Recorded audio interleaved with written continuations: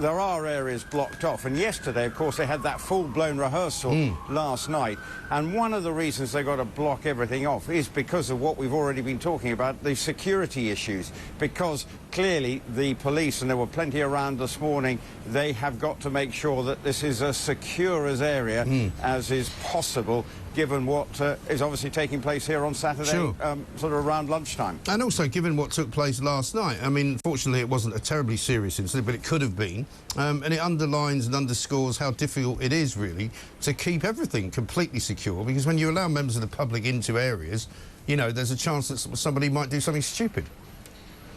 Yeah, and look, I was up at the Grand National, and that area is a vast area. The course is 2 miles round.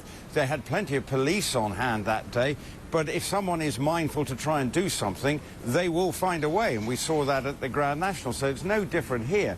But clearly, with all the police that will be on the ground, there will be service personnel, and one of the reasons for the street lining is actually as a part of a security to line the streets. And although where they stand, the servicemen stand looking at the King when he comes past.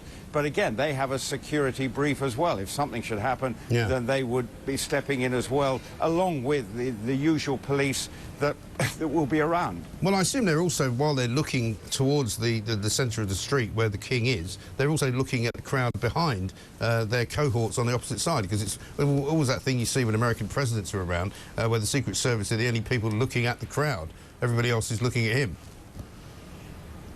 That's exactly right, and actually you'll see policemen lining between the service personnel and they will be facing directly to the crowd that they're standing next to. So but remember, there's also going to be security cameras all over the place. So this has been, you know, they had the experience of the funeral, of what they needed to do then, and that was such an intense security operation because there were so many heads of state coming in. Of course, there are plenty coming in here this week. You know, the Australian Prime Minister's here, the New Zealand Prime Minister, just to name two, and plenty of others will be flying in over the next couple of days ahead of Saturday's coronation. So this is a major security operation that is being undertaken not only by the police but obviously intelligence operation people as well. So it is one of the big costs of the coronation. Yeah. And what about the other, I mean, we've had these questions for the funeral of the Queen.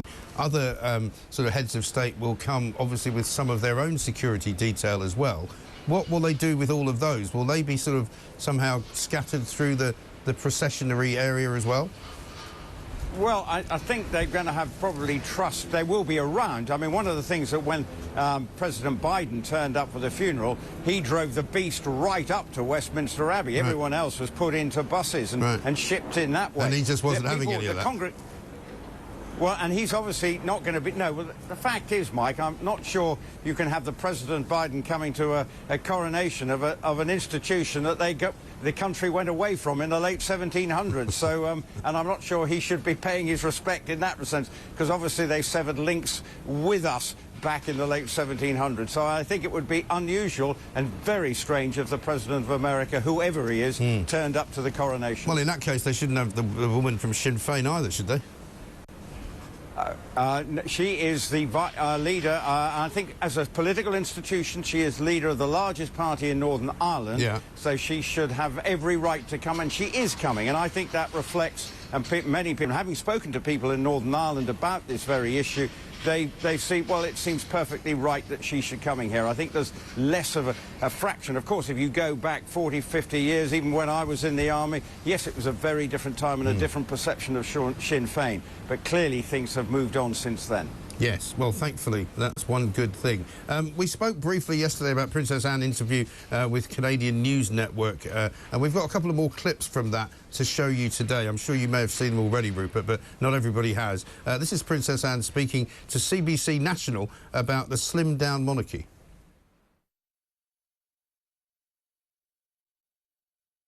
Oh, I think the slim down was said in a day when there were a few more people around to make that seem like a justifiable comment.